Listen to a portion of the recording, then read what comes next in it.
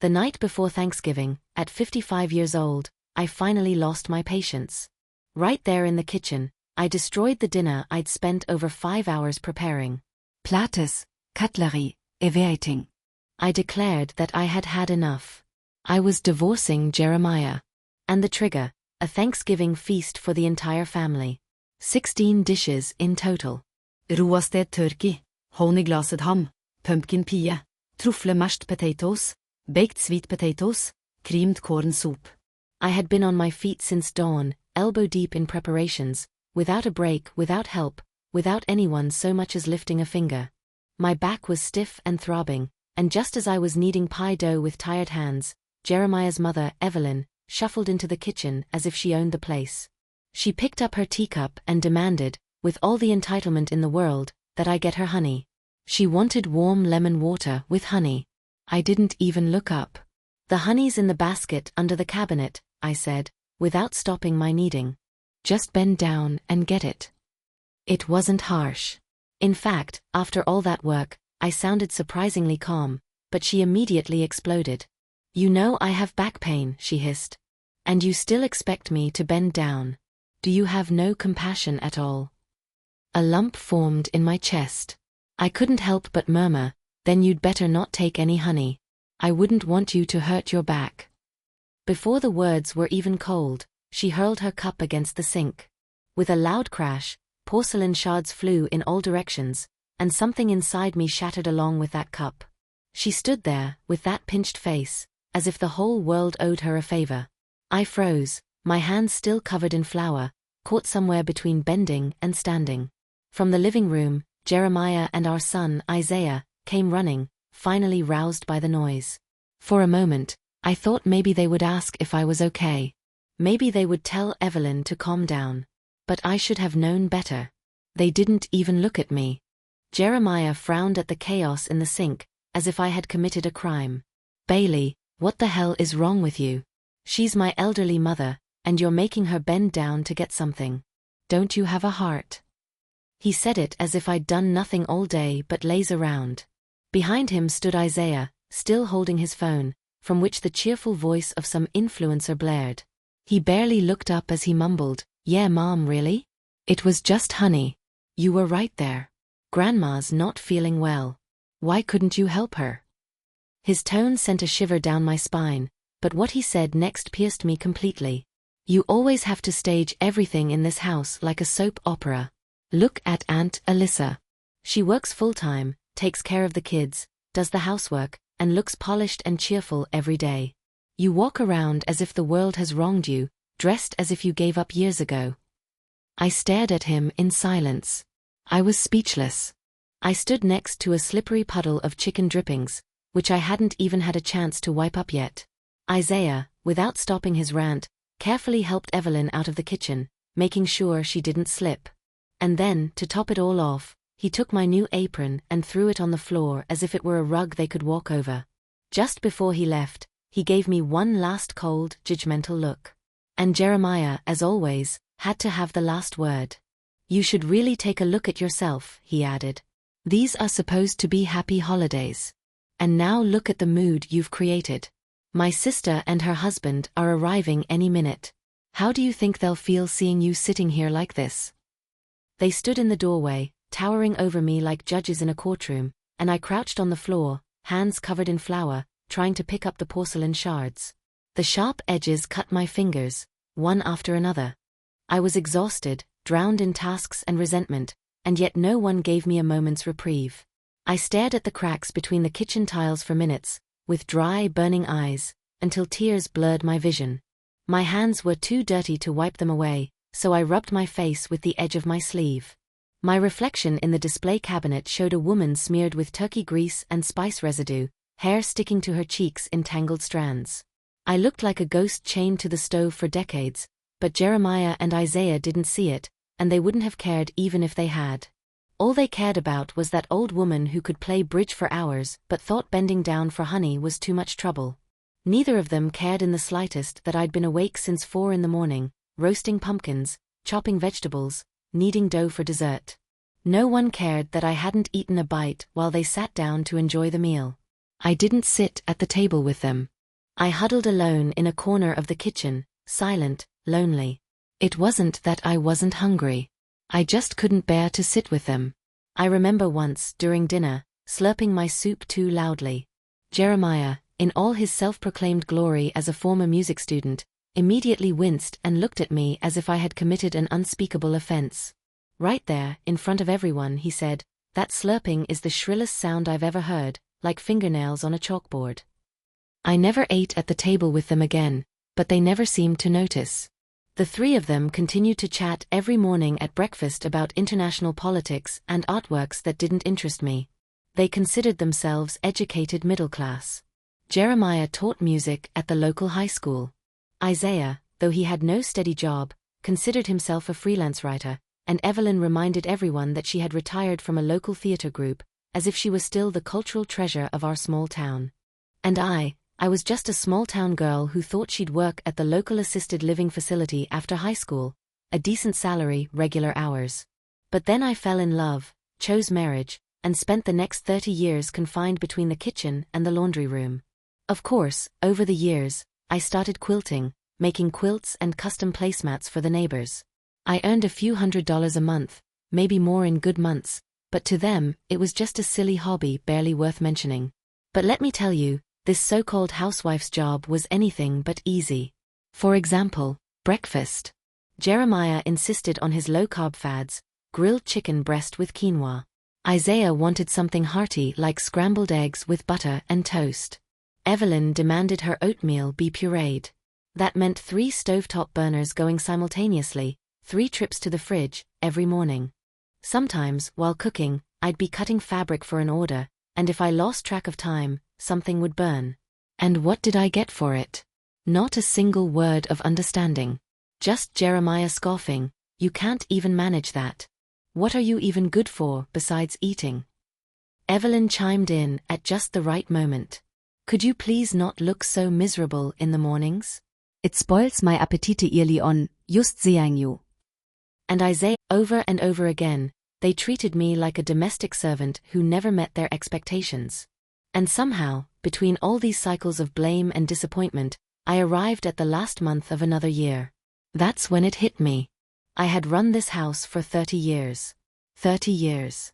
I looked at my hands, dry and rough from decades of dish soap and hot water, and a thought echoed in my head, "What else do you want from me?"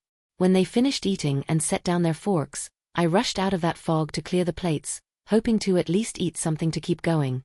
Evelyn's 2 daughters were traveling with their families from out of state for a big Thanksgiving gathering. As soon as she received the news, her face lit up as if it were Christmas. She wasted no time declaring that we needed a full 6-course dinner. All chosen by her, of course. Roasted turkey, honey-glazed ham, truffle mashed potatoes, pumpkin pie, baked green beans with cheese. The list was endless. I couldn't do this alone. A lump formed in my chest, and I turned to Jeremiah, hoping that maybe, just maybe, he would suggest ordering takeout this year to ease the burden a little. But the moment our eyes met, his face darkened.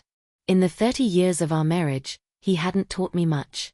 But one thing I had masterfully learned was to interpret his moods. That grim, thundering look said it all. He didn't have to speak. It wasn't allowed. So I bit my tongue and nodded. I agreed to do everything, but I'm not made of steel. Organizing an entire holiday banquet alone is a nightmare. The turkey and the huge ham alone gave me back pain, and a dozen more dishes were still to come. Time slipped away from me. The kitchen was so hot my head throbbed, and my heart beat like a trapped animal. And Evelyn, she didn't lift a finger, she only made things worse. When asked to get the honey herself, she became hysterical and smashed a cup. Jeremiah and Isaiah were no better. They didn't help her. They didn't calm her down. Instead, they turned on me as if I were the problem. In that moment, something clicked inside me. It didn't matter if I served this family for 30 or 50 years. They would never be satisfied. I wasn't part of their family. I was just a mediocre domestic servant who always fell short of their expectations. They could sit in the living room, laughing, checking their phones, chatting about their Thanksgiving plans, completely detached. Not once did it occur to them that I was back here, sweating, hungry, tiptoeing around to not spoil anything. And the truth was, I had had enough, absolutely enough.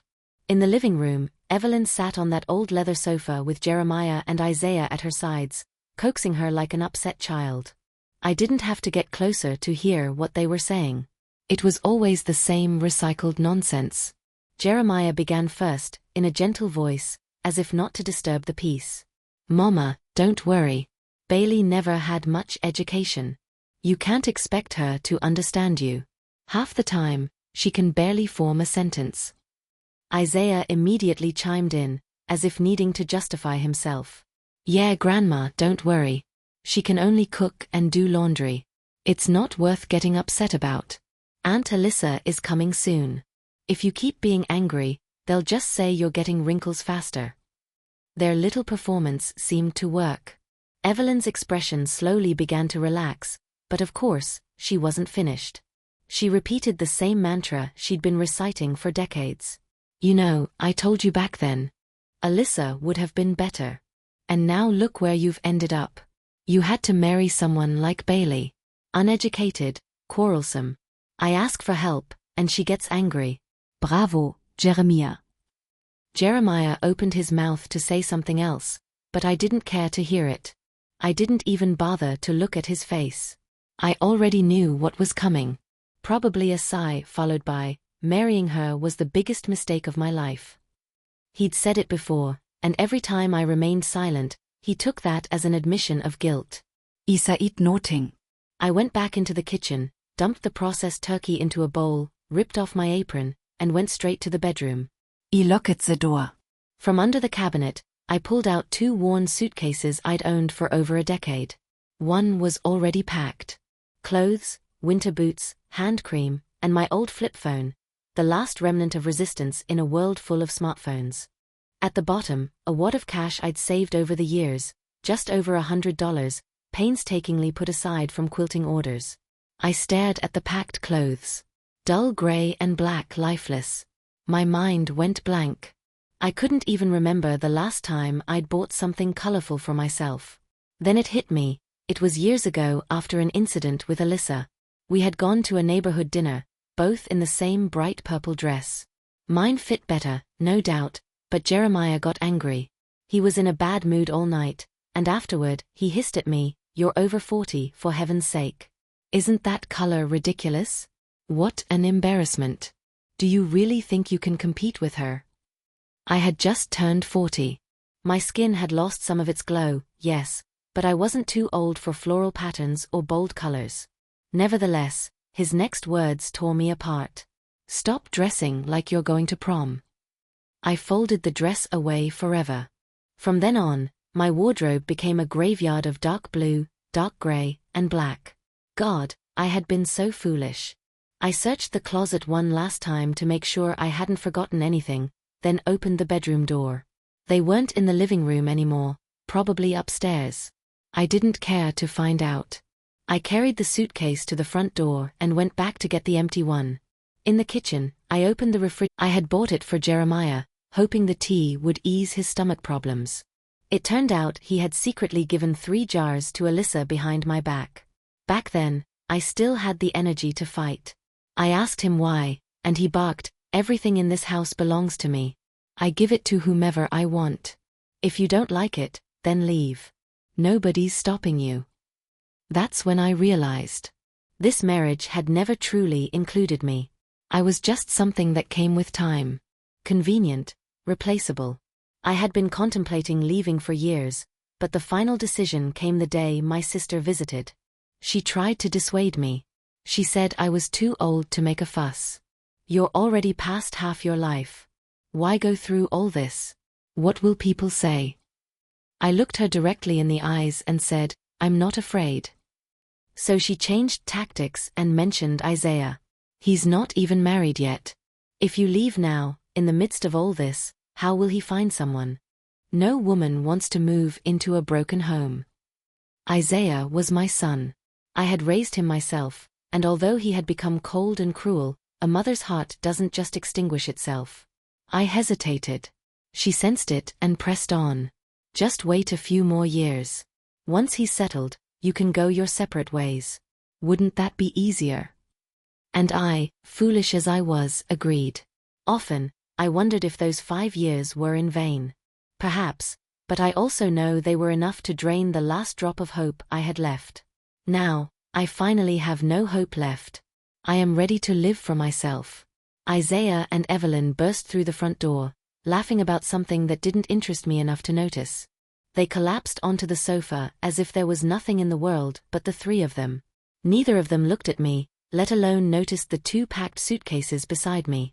They pulled out their phones and immersed themselves in their social media, as if I were just another piece of furniture. Jeremiah came in last with a large cooler. He set it on the dining table and finally looked at me. His eyes lingered for a moment, just long enough to register my presence. But then his familiar expression of superiority returned. He frowned and barked. "These are Australian crabs, freshly delivered. I want them all steamed. Hurry up. They'll be here for dinner soon."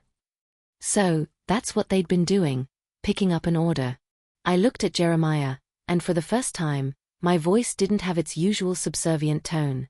It was cold and monotone. "That dinner isn't happening tonight." Jeremiah blinked in confusion, then instinctively raised his voice. What the hell do you mean? "Stop standing there and start cooking." I looked him in the eyes and said slowly and clearly, "That's not my job.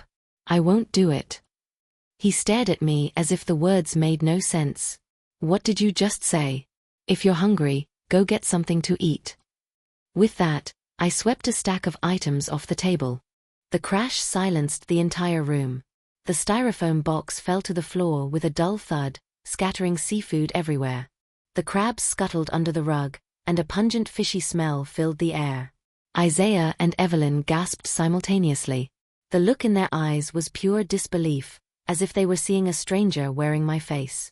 A glass shard cut Jeremiah's hand, and blood immediately welled up.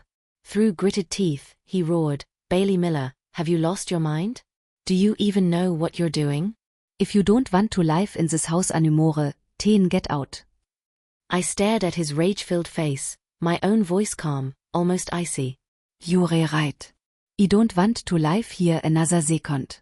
As soon as the courts open after the holidays, we're getting a divorce." I didn't wait for an answer. I grabbed the handles of my suitcases and walked to the door. Behint me, Someone screamed. A cup fell to the floor. I knew now they finally understood. It wasn't a tantrum. It wasn't a show, it was real. Isaiah ran after me and snatched a suitcase from my hand. Standing in the doorway, he glared at me. "Mom, what the hell is wrong with you? Do you really want to pull this circus act on Thanksgiving? Do you want to embarrass us in front of the whole neighborhood? Come back inside. Stop making a scene." He stood tall in the sunset. The light cast sharp angles on his face. He looked so much like Jeremiah. The same chin, the same eyes, the same anger. And for the first time, I saw it clearly. I had failed as a mother. The old saying that a child resembles the one who raises them had never applied to us. I couldn't even remember when he started to become estranged. Was it the way Jeremiah disparaged me in front of him, making fun of me for burning dinner? Was it Evelyn's constant nagging that marrying Bailey was the worst decision in this family's history? Or was it the daily chorus of commands? Hurry up. Stop wasting time. Too many moments to count. Over the years, Isaiah had absorbed their scorn as if it were scripture.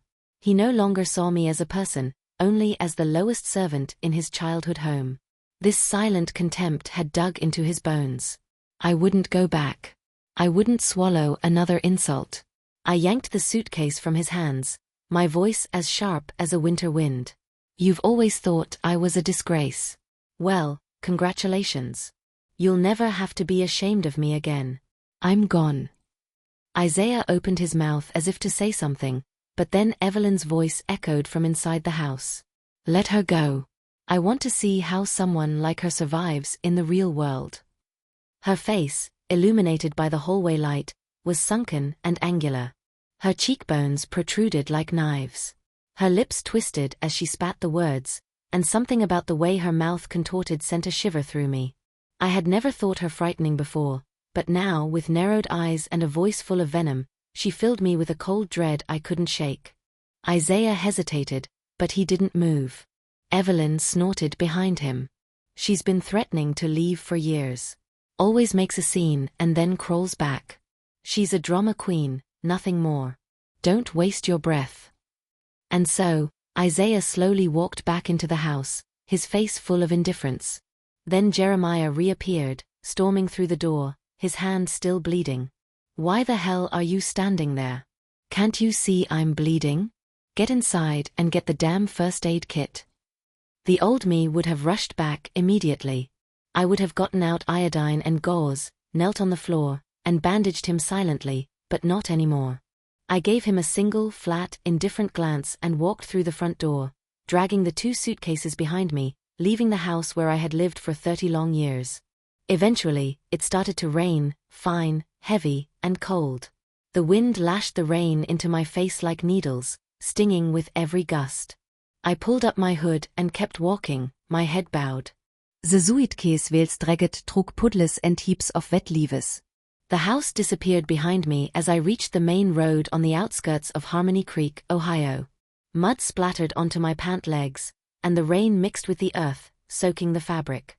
And then, splat. Something landed in a puddle in front of me, splashing mud onto my shins. I froze. I looked down. My heart skipped a beat. It was a framed photo. I knew immediately which one. The only photo of Jeremiah and me, taken just 2 months after our wedding. The only formal photo we had in 30 years as husband and wife. I kept it carefully wrapped in cloth, hidden in a drawer. I never displayed it, but sometimes I would take it out, just to remind myself that once, there was something worth remembering. Jeremiah knew that photo was important to me. Whenever our arguments got out of hand, he would pull it out and throw it on the floor. A silent threat that always worked. It became a ritual. Each time I picked up the frame, I fell silent. I complied. This photo became the trigger for my submission, but this time he had played the same game too many times, and this time, he didn't hit. I stood in the rain, watching the photo soak through, the colors fading, the image dissolving until it sank to the bottom of the puddle, like a washed-out page of an old diary, illegible and irretrievable. I didn't move. My heart didn't race. Of course not. Hearts aren't made of concrete. Even the strongest armor cracks with enough hammer blows. Life shouldn't be a battlefield where 2 people hold each other hostage for 30 years. I got up early and worked until late at night to provide for this man and his son. And not once, did I hear a thank you. You worked hard. They only noticed when I burned the rice, when I put too little salt in the soup, or when I missed a spot on the floor. Respect was never a thing in that house. The truth was, this photo wasn't even the original anymore. Years ago, Jeremiah had damaged it so badly that it ended up in the sink, ruined, irreparable. I went to 3 photo shops in town just to have it restored. It looked the same, but it wasn't the same.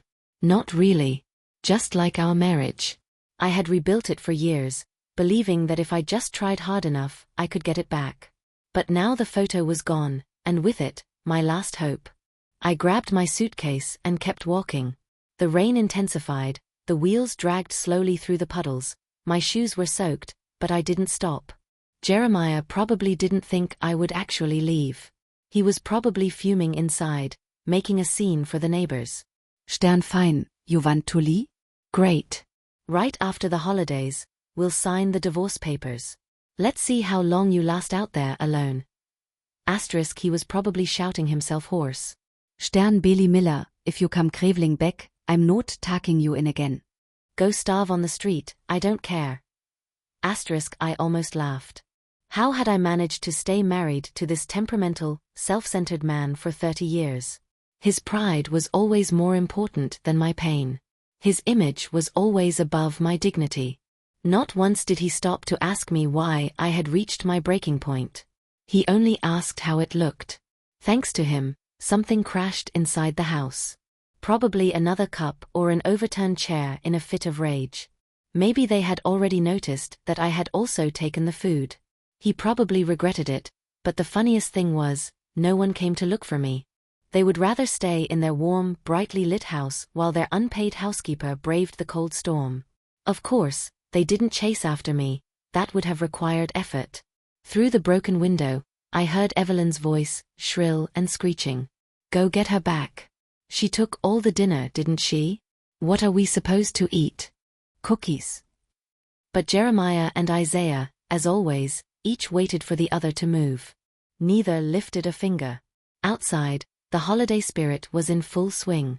Porch lights went on one by one. Further down the block, music played from a speaker outside the corner store. A cheerful Thanksgiving tune with the occasional pop of a popcorn machine in the background. The air smelled of cinnamon, fireworks, and wet leaves. It was the scent of celebration, of warmth, but none of it was mine. The street was empty, only the rain and I were there. Everyone else was inside, gathered around tables, laughing in the golden glow of the streetlights. And I was out here, soaked and alone, like a character written out of the script, completely erased from the story. Only this time, I didn't want to go back. I wouldn't play their role anymore. I walked to the edge of town and took the road that led into the city. It was an old two-lane highway, worn and slick in the cold rain. The sky was deep and heavy, all in a dull gray that pressed the earth down like a weight. I stood on the roadside, my 2 suitcases at my feet, waiting for a car. Any car that could take me away from here. Most people would have already pulled out their phones and called an Uber or Lyft, but not me. Jeremiah always said I couldn't do anything, and the truth was, he wasn't entirely wrong. I barely used Facebook. Instagram confuset me. I had never even seen a single TikTok video, let alone figured out how to order food delivery or a taxi through an app. The phone, I had drifted so slowly over all these years that I didn't even notice how the world moved on without me. Years ago, if you stood on the side of the road, sometimes rideshares would stop and offer you a ride without many questions. But now, even waving to get someone to stop seemed to come from another era. I waited and waited. Not a single car came by. A pang of panic shot through my chest. Of course, it was Thanksgiving. Most drivers were probably home, carving turkey and drinking wine with their families. Who would be on the road on a day like this, picking up strangers? On the other hand, adult life has no holidays. Someone, somewhere, is always working because they have no other choice. Maybe my luck hadn't completely run out yet. A yellow taxi finally appeared in the distance. The wipers squeaked back and forth as it struggled through the rain. Its headlights shone softly through the mist, 2 spheres of calm illuminating the asphalt in front of me. My pulse calmed. The panic began to fade under the steady rhythm of the rain. I exhaled, and a feeling of relief formed in my chest. Then the taxi door opened, and all that relief vanished. And there stepped out Alyssa Brock. Alyssa had been my classmate in elementary school. She was also Jeremiah's girlfriend in college. Her mother had forcibly separated them, arguing that Jeremiah was too poor to be worth her daughter's time. Shortly after, Alyssa met a wealthy construction magnate and married him in another state. But fate hadn't been kind to her either. After giving birth to a daughter, she developed health complications and then got divorced. She raised the girl alone for years. Eventually, life brought her back to our small town. Her daughter married a local man whose parents died young, leaving behind a baby without care. Alyssa moved here to help.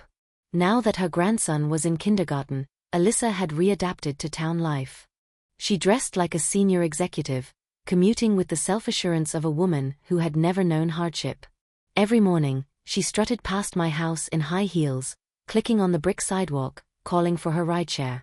Every evening she came back, handbag slung over her shoulder, chin held high, always giving me that look, that haughty, glazed look that said, "See how well I'm doing."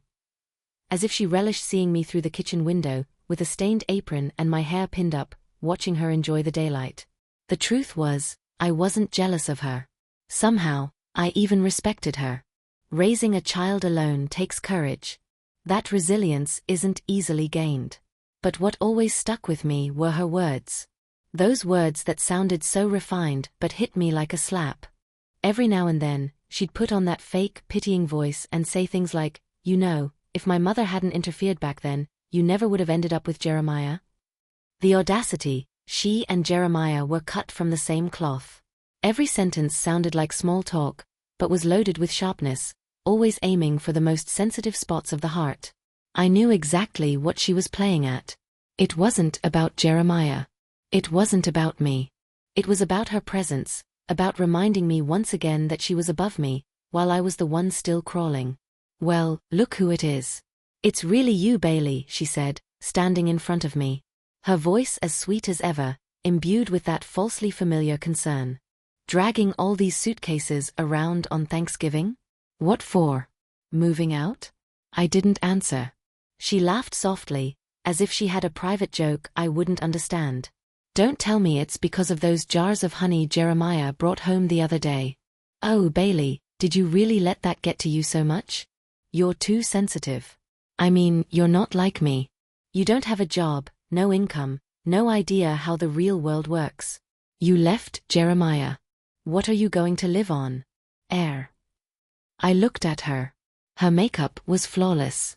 She wore a crimson wool coat that hugged her waist perfectly, a tight dress underneath, and black knee-high boots that gleamed despite the weather. Her leather bag hung elegantly from her wrist. She looked like a powerful woman you see in TV shows. Every heel click on the paved sidewalk echoed, as if she were too grand for this small town. But I knew better. Her sharpness wasn't pride in achievement. It was the kind of arrogance that came from an insatiable need to feel superior to me. She stood in the rain, looking down at me as if I were a soaked accident scraped off the road. Her voice was still laced with artificial, syrupy sweetness. I stood there, my parka soaked through from the rain, my hood askew from the wind. Water dripped incessantly from the tips of my hair. But for the first time, I felt no cold. I looked her in the eyes and said, calm as still water, "You're right, I'm not like you." She blinked, surprised for just a moment. "I'm not the one who dresses up for the world or schemes behind closed doors. You spend every ounce of your energy pretending to be successful. But let's not pretend you're where you are just through sheer determination. After your divorce, your family bailed you out. You flashed a few smiles, and someone got you a job. You strut through this town as if you're too good to look anyone in the eye." I stepped closer and glanced at her shiny boots before letting out a soft, dry laugh. "That's not me. I stayed home all these years and let life wear me down. But I raised my son. I cared for Jeremiah's mother for 30 years. From washing dishes to fixing leaky faucets, from midnight fevers to grocery runs in blizzards. I did it all. I may not be able to operate your fancy apps or take office selfies with the caption, 'So busy today,' but I know how to live a real life. A life I built with my own two hands." She opened her mouth again, probably to deliver another biting remark, but I didn't let her. "I don't have your sophistication or your charm, but I know who I am. I know what I can do. The only thing you can do is put people down and pretend to live a life no one else can achieve. But deep down, you're still clinging to an image. That's not strength, that's theater." The fake smile vanished from her face, and what replaced it was colder than the wind and rain that surrounded us. I didn't care. I stepped away from her, grabbed the handles of my suitcase, and walked to the waiting taxi. Before getting in, I looked at her one last time and said quietly, "Do you think I'll survive without Jeremiah? But the truth is, this is the first time I've truly started living. And it feels great."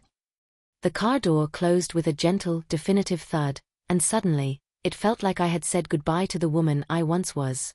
The city streetlights shimmered like stars in the rain, faint and golden, but steadfast.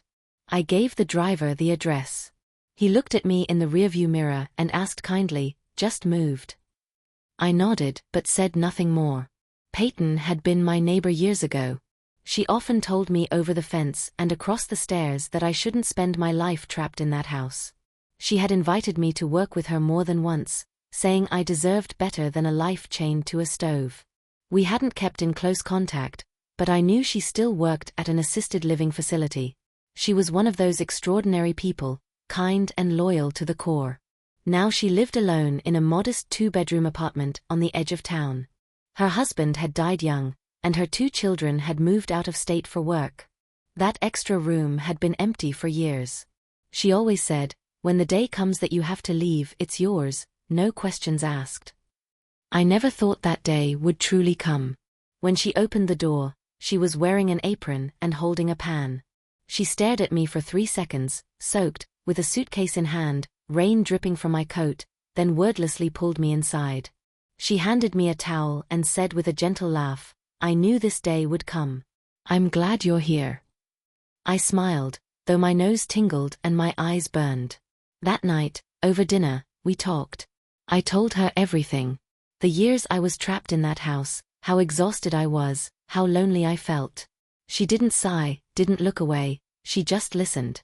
And when I finished, she reached across the table, squeezed my hand gently, and said, "You should have left a long time ago. But I'm glad you did now. You still have time." The next morning, she took me to the Maplewood Assisted Living Facility where she worked. "We have an opening for a caregiver assistant," she said. "You don't need a license, just some training. It's mostly companionship and light cleaning." I looked at her, half jokingly. "Aren't you worried that I don't even know how to use a smartphone?" She waved my words away with a hand gesture. Jure Kind, you cook well. You pay attention to people and really listen when someone speaks. That's more than operating an app. I nodded and said I would try. I didn't expect much, but on my first day, an elderly lady took my hand and didn't let go. She said I reminded her of her younger sister, who had died decades ago. In that moment, I realized something I hadn't seen before. Every bit of patience I had learned in that kitchen, every quiet skill I had perfected over 30 years of unacknowledged labor, had finally become something valuable. Så meeting I kult så vivevis. It was mine. After work, back at Peyton's place, I unpacked a box I hadn't touched in years, filled with patchwork pieces I had sewn in my free time between chores and chaos. There were small quilted pouches, fabric aprons, hand-stitched pillowcases. All made with immense care, with the kind of detail you only see if you look closely. Peyton's eyes widened when she saw a small pouch. Bailey, these are beautiful. You've been making these all this time and only selling them at flea markets? Have you ever thought about putting them online? You'd get so many more orders. I smiled shyly. I never had time. There was always something in the house that needed me more. She pulled up a chair and sat next to me, her laptop already open. Trust me, this is perfect for the internet. Etsy is a paradise for people who can work with their hands. I frowned. Peyton, I barely know how to check my bank account, let alone run an online store. Then I'll teach you, she said, closing the laptop with a grin. First, we'll set up your account, the rest we can figure out step by step. And we did. She showed me how to create a profile, upload photos, write product descriptions, and set prices. I fumbled through it all, but Peyton laughed. "You're learning faster than I did." That very night, I sewed 3 small purses, took some photos, and listed them online. The next morning, when I woke up, I got a notification from Etsy. My first order. My heart leaped, so strongly I felt it in my fingertips, stronger than the first time I held Isaiah in my arms. I stared at the screen, blinking through tears. My phone trembled in my hands. Python's voice came from the kitchen. "Breakfast is ready." I quickly wiped my eyes and called back, "I'm coming." That meal tasted better than anything I had eaten in years. That night, nestled in Peyton's small guest room, I opened her old notebook and wrote my first entry. I don't know what the future holds, but one thing I know from today on, this life finally belongs to me. I closed the notebook and looked out the window. The city lights twinkled in the distance, and for the first time in decades, I felt grounded at home. On the 3rd day after I left, I received the first call from Jeremiah's family. It was his sister, Kennedy, her voice strained with awkward politeness. "Hello, Bailey, how have you been lately? Things at home have been, well, a bit chaotic since you left. Thanksgiving dinner was a disaster." I chuckled softly. "Oh, you mean the one where no one cleared the table, the turkey burned, the kids ran wild on the floor, and the elderly complained about their back pain?" She paused for a few seconds. "So, are you really not coming back?" I said gently but firmly, "Really not. And if you don't mind, tell your brother it's time for him to learn to take care of himself." I hung up, not with triumph, but with a strange, quiet liberation, as if for the first time I truly understood that this family wouldn't even survive a holiday meal without me. Later, Peyton brought home all the information she had gathered from town gossip. Apparently, Jeremiah's house had been complete chaos on Thanksgiving Day. Evelyn spent the afternoon grumbling in the living room, complaining that the uncleaned floor made her feet slip and the lack of food smells ruined her appetite. Jeremiah tried to calm her, but when he went to the kitchen, he found a pot of burnt pumpkin chestnut soup still simmering. Isaiah stood in front of it, completely baffled. "Didn't you say you just had to add water and heat it?" Jeremiah snarled. "How should I know? That was the broth Bailey made last week. Did you just pour water in?" "Well, she never let me do anything in the kitchen," Isaiah replied. Evelyn heard the argument and slammed her hand on the armrest. "What did I tell you? That woman doesn't deserve it." At that moment, the relatives began to arrive, one by one, and the whole house froze in tension.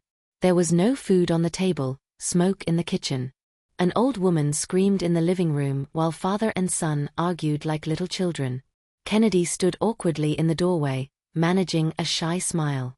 "Did we come at the wrong time?" Just on cue, Alyssa entered with grace and precision, carrying 2 boxes of pastries, just to impress Jeremiah. She observed the chaotic scene with wide, delighted eyes but said not a word. Jeremiah sat slumped on the sofa, his face grim and still. Alyssa sat next to him, her voice suddenly soft. "Don't take it so hard. Life goes on. If you really need help, I'm here. I can help you get through this for a while." Of course, by help, she meant moving in. Peyton told me the whole story after work, as she took off her scarf and shoes, as if she couldn't wait to share the gossip. "Guess what Alyssa's been doing since she moved in? She's certainly not cleaning. The first thing she did was take Evelyn to the spa for a facial. Then she replaced all the honey you left in the fridge, just like that, as if it had never existed." I chuckled softly as I continued stitching the edges of a fabric pillow. Alyssa had never been one to take losses quietly. Peyton grinned smugly, "And she's been quite talkative. The ladies at lunch said she's telling everyone you're ungrateful, too sensitive, and too old to throw tantrums. It's just veiled insults, only with that sweet voice." I looked at Peyton and said, calmly and clearly, "Then maybe she should try a shift at Maplewood. Let's see what it's like for an older, emotional woman to earn her own money." Peyton laughed out loud. That night, I sat at Peyton's desk. The laptop's glow cast a faint light into the room.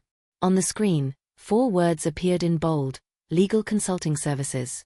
My fingers hovered over the mouse, drawing small, nervous circles as I stared at the application form. I began to type. Name, contact, duration of marriage, family situation. I came to the last question. I moved the mouse over the submit button, then my phone next to me lit up. A message from Isaiah. "Mom, how long are you going to keep this up?" I stared at the words. A familiar pang went through my chest. I didn't reply. Instead, I turned back to the screen and clicked submit. Kelsey, the lawyer assigned to my case, was just over 30, with sharp eyes, quick speech, and impeccable focus. She listened as I told her everything. The decades of unpaid labor, the caregiving, the meals, the silence, the sacrifices. When I finished, she said, 30 years of unpaid labor, elder care, and full-time childcare definitely justify alimony and an equitable division of assets. We can petition for asset division and negotiate a portion of living expenses. I nodded slowly. It's not about the money. I just need closure, a way to make it real for me. Kelsey smiled gently. That's what we're here for. Not for revenge, but for justice. 3 days after the divorce petition was filed, Jeremiah called. His voice was low, strained with anger. "Bailey, do you really want to go this route? Do you want to blow everything up?" My voice remained calm. "You blew it up a long time ago. I just stopped pretending it was whole." He laughed bitterly and loudly. "What kind of woman does something like this to her own family? After everything I've done for you?" I looked out the window. The morning sun was slowly peeking out from behind the buildings, golden and leisurely. "You haven't done anything for me, Jeremiah. That's the point. You stopped seeing me a long time ago. He didn't know what to say. I heard him breathing heavily through the phone, and then the connection broke. Isaiah showed up a week later. He stood outside Maplewood, where I worked, in a wrinkled hoodie, with that nervous half-smile he always put on when he didn't know what to say. "Hey, I didn't come to argue. I just wanted to see you." I brought him inside, sat him in the break room, and poured him a glass of lukewarm water. He looked around, his eyes falling on the colorful patchwork wall hangings and the bright patchwork pillows on the sofa. "Did you make all this?" he asked. "I thought you could only cook." I smiled slightly. "Your father always said that. It didn't make it true." He didn't contradict me. He just sat there, holding the cup and turning it in his hands. "The house is a mess," he said softly. "Everything's fallen apart since you left." I remained silent. He stared at the water in his glass. "Do you really have to get a divorce?" I studied his face, the hesitation, the weariness, the small crack in his certainty. Then I said, "Your father doesn't even know how to operate a washing machine. Tell me, do you think someone like him deserves the rest of my life?" That hit him like a slap. He lowered his gaze and said no more. I knew something in him had changed. Not because of anything I had said, but because he had finally begun to live without the woman he had always taken for granted. Yet, his awakening no longer moved me. That version of me, waiting for understanding, longing for validation, was gone, and I didn't miss her. I never thought the divorce process would go so smoothly. Kelsey was sharp and efficient, while Jeremiah, true to his style, procrastinated. Not that he wasn't worried, he was. But deep down, he still didn't believe I would go through with it. Not really. In his eyes, I was still the woman with the apron, a shopping basket in one hand and a soup ladle in the other. Without him, I would be like a dry bean in an empty pot, without heat, without sound, without value, but he was wrong. As soon as I was out of that house, I truly realized something I hadn't dared to believe for years. I was never incapable of living a good life. I had simply never been given the space to try. One afternoon, I went into a small shoe store downtown and took my time browsing. For the first time in 3 decades, I chose a pair of shoes just for me.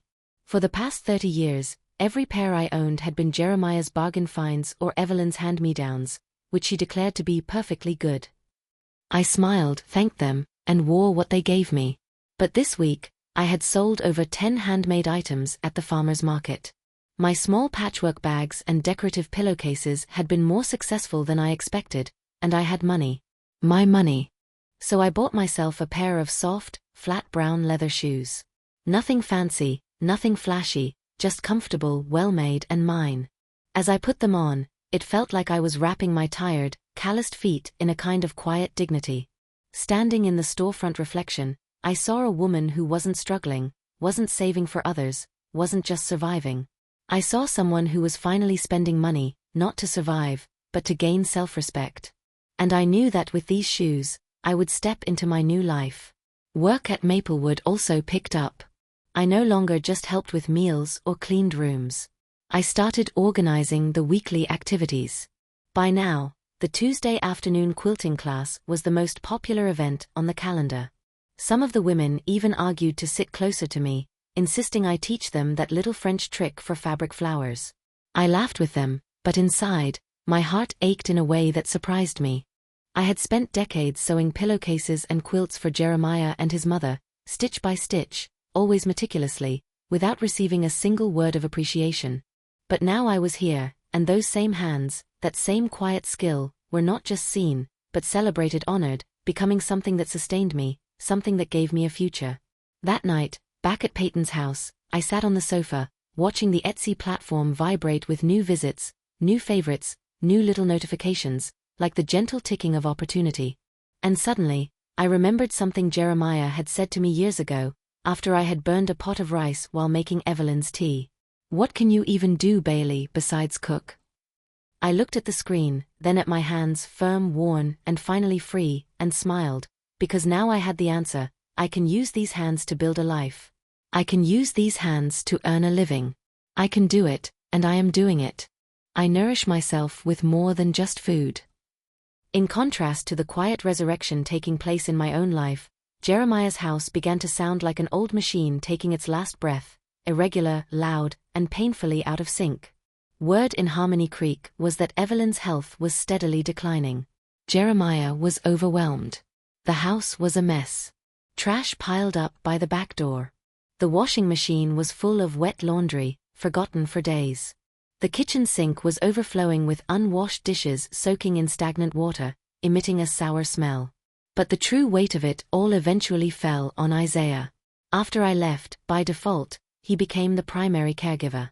Groceries, picking up prescriptions, paying bills, filling out insurance forms, supervising Evelyn. Tasks he had never had to think about suddenly became his new normal. At first, he acted like it was nothing. Just a few errands, he'd shrug. I'm not a kid.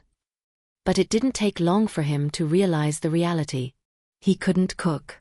He tried to follow a YouTube tutorial several times, but in the end, he either burned the pan or cooked the chicken until it became tough leather. He resorted to takeout, but Jeremiah was impossible to please. To grisi, to bland, to expensive. The arguments between father and son started quickly and became fierce. They became two porcupines, constantly clashing. Meals ended in silence or even cold wars. The house grew heavy with that kind of exhaustion where no one screamed anymore, but no one laughed either. Just a rancid cloud of oil and medicine, flickering lights, and a television left on that no one watched. Isaiah holed himself up in his room, staring at his laptop, unable to write, unable to concentrate, not daring to reply to the editors he had once pleaded with for assignments. The only person he still spoke to was Mackenzie. Mackenzie worked part-time at the public library. Intelligent, reserved, serious. They had been in high school together and had been a couple for almost a year. One night, overwhelmed, he poured everything out to her, the stress, the chaos, the endless demands, but Mackenzie didn't comfort him as he had expected. Instead, she was silent. Then she said softly, I remember when we were kids, your mom would wait for you outside the library after school. She never called or pressured you. She just stood there quietly and smiled when you finally came out. She paused. My mother always said your mom was the politest, kindest woman she had ever met. She said she always helped tidy the bookshelves while she waited, and with such care, as if it truly mattered to her. Isaiah frowned, and Mackenzie didn't relent. You still call her emotionally incapable. But the woman I grew up seeing wasn't like that at all. She tilted her head. And your dad? I don't remember ever seeing him at your school. Not at the library, not even at our graduation. All the other kids had their parents there. Your mom sat alone in the back row. Her words hit him like cold water over the head. He had never seen it that way before. He had never wondered if his mother, just maybe, had once been quiet, dignified, even admired, if the woman he dismissed as irrational and passive had simply been worn down by decades of rejection, burden, and abandonment. Mackenzie lowered her gaze and adjusted her scarf. I don't blame you. She hesitated a moment, then said, I just don't want you to end up like your father. So convinced you're right that you ruin your life because you never question. She didn't break up with him, she didn't plead. She just looked at him and said, You have to decide who you want to be. Isaiah walked home alone that night. The wind pierced his hoodie like ice. He put his hands in his pockets and felt something crumpled inside. It was a wrinkled shopping list. Evelyn's from that morning. He stopped. He stood there on the sidewalk under the flickering streetlight. And for the first time in years, he remembered how I used to leave notes on the kitchen table before running errands. Asterisk small things we need. Eggs. Don't forget your father's antacids. Asterisk he had never paid them any mind back then, but now they came back with clear, surprising detail. The next morning, he called me for the first time since the divorce petition was filed. No shooting, no guilt, no accusation, just one sentence. Mom, I get it now. What you did all those years wasn't easy. You did well. I didn't answer, because some words don't need an answer. His sentence wasn't an apology. It was something harder, more important. It was the first honest conversation he had with his own life. The first time he truly saw the sacrifice I once made. Jeremiah's life, on the other hand, unraveled more each day. When the court officially granted the divorce, his face was gray, dull, cold, and rigid. Kelsey handled everything with flawless precision. I made no exorbitant demands. I merely asked for an equitable division of assets and the return of a certain amount of joint savings that had mysteriously disappeared from our accounts. Jeremiah claimed the money had long since been spent on joint household expenses, but when I presented the bank statements and credit card bills, something broke in his face. Line by line, the truth came to light. Monthly fees for a luxurious beauty salon in Alyssa's name. Several Italian coats and designer handbags bought with Jeremiah's second credit card. Even the annual membership fee for a boutique winery in another state, where one of Alyssa's old friends organized tastings and retreats, had been debited from Jeremiah's account. He had actually believed they were joint household expenses. Alyssa had told him she would improve the ambience of their home and treat herself once in a while after all her emotional labor, and he had believed every word. But immediately after the trial, Alyssa announced she had some out-of-state matters to attend to. She packed quickly, leaving no note or even a single hair in the bathroom. Her departure was so smooth that it was clear she had planned it from the beginning. As she left, she even took the last jar of wildflower honey I had left in the refrigerator. Jeremiah panicked. He called her angrily, "What the hell was I to you?" Alyssa chuckled softly, like silk. "You didn't seem to mind when the card was swiped, Jeremiah. You said it was generous. You said it was voluntary. Remember? I owe you nothing." He yelled. She laughed again, this time lighter. "Then consider it a lesson. Lesson learned." She hung up, and just like that, she was gone, as if she had never existed. That's when he realized. In Alyssa's world, he had just been a stepping stone, a stopover between convenience and opportunity. He thought losing me meant freedom, options. But what he found was someone smarter than him, someone who knew how to get rid of a man without even raising her voice. 2 months after the divorce, Jeremiah moved out of the suburban house we once called home. Evelyn was moved to an assisted living facility on the outskirts of Harmony Creek. Every now and then, she would call from there, complaining that no one visited, that no one had time to sit and chat. But Jeremiah had no strength to comfort her. He was barely keeping himself afloat. He was drowning in his own chaos. There was no one left for him to lean on, no one to blame, and of course, no one to clean up after him. My life, on the other hand, had transformed into something stable, quiet, but profoundly my own. After orders on Etsy started coming in regularly, I followed Peyton's suggestion and applied for a small apartment downtown, just a 5-minute walk from her house. It wasn't large, just a bedroom and a living room. But the sunlicht poured through the windows in the mornings, warm and golden.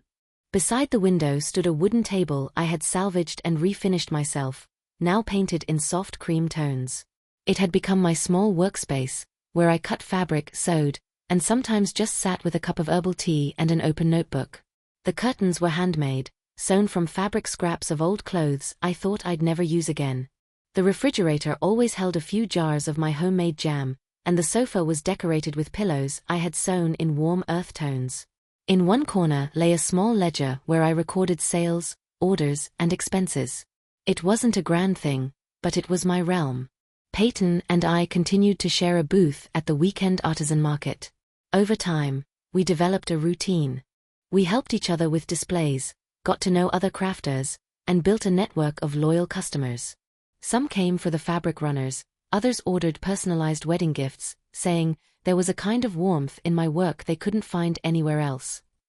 Some evenings, I sat on the small balcony with a cup of herbal tea, feeling the sun set behind the rooftops. I heard the neighbor's dog bark, watched the family across the courtyard eat, their children chasing each other around the fountain, their laughter sounding like gentle bells in the air. Simply peaceful, free. A life I had never dared to dream could be mine.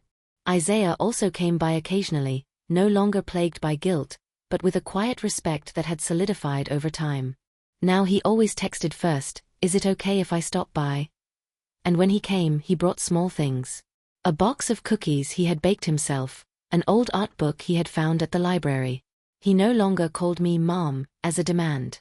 He said it like a title he now honored, as if I were someone whose presence he had to earn. He sat on the edge of the sofa and asked, "Do you think this approach for the essay works? Or have you thought of a festive theme for your job? I remember you once made a patchwork skirt. Should I help you look for the old fabric patterns?" We no longer played roles that didn't fit us. There were no debts to settle, no apologies to demand.